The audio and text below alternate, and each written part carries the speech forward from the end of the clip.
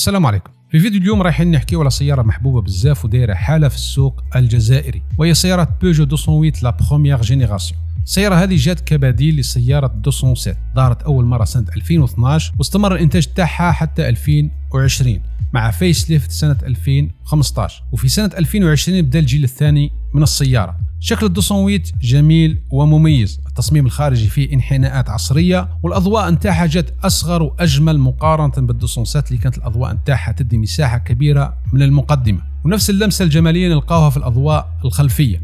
أما من الداخل في الصالون نتاعها يوفر رفاهية وراحة ممتازة للركاب، وخامات تصنيع جيدة مع عزل صوتي محترم. صحيح السيارة من فئة السيارات الصغيرة سيتادين، وممكن أصحاب القامة الطويلة ما يلقاوش راحتهم خاصة في المقاعد الخلفية، لكن عموما السيارة مريحة أثناء السفر وفي المدينة.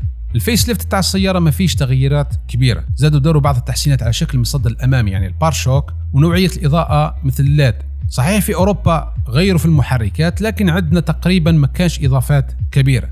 الآن نجيو للصح ونحكيو على لي موتوريزاسيون في 208. 208 في الجزائر متوفرة بعدة محركات، أشهرها محرك 1.2 لتر VTI بقوة 82 حصان 3 سيلندر، محرك 1.6 لتر VTI بقوة 120 حصان. أما في الديازل كاين محرك 1.6 لتر HDI بقوة 92 حصان.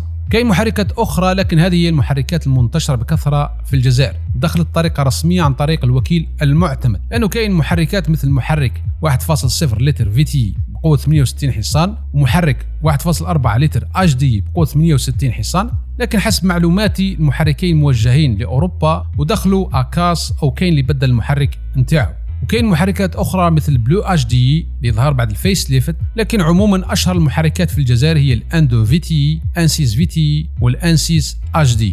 من حيث الاعتمادية أفضل محرك هو الأنسيس HDI، وأسوأ محرك هو الأندو VTI. مانيش راح نحكي الأسباب اللي خلت المحرك سيء، ربما نتكلم عليها في فيديو آخر. إذا حبيتوا ندير لكم فيديو عليه اكتبوا لي في التعليقات.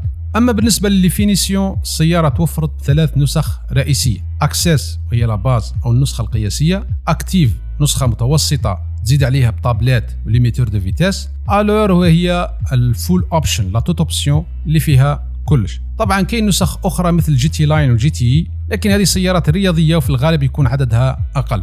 الآن السؤال اللي يطرحه أي شخص يحوس يشري سيارة 208: هل هي اعتمادية وتستحق الشراء؟ حسب رأيي الشخصي السيارة جيدة واعتمادية، وراح تتمتع في السياقة نتاعها لأنها سيارة جميلة ومريحة. وحتى في محرك أندو فيتي للناس كامل تخاف منه، محرك صحيح فيه مشاكل لكن الصيانة نتاعه متوفرة وتقدر دير له ريفيزيون وراهي تصدق عادي. ربما المشكل الوحيد في هذه السيارة هو السعر، للأسف السعر تاعها طالع بزاف خاصة في الديازل. وكاين مشكل آخر وهو لا بياس دو روشونج، فيها المغشوش بزاف، والأصلي تلقى السعر غالي وفي بعض المرات ما تلقاش أصلا لا بياس. تهلاو في رواحكم وسلام.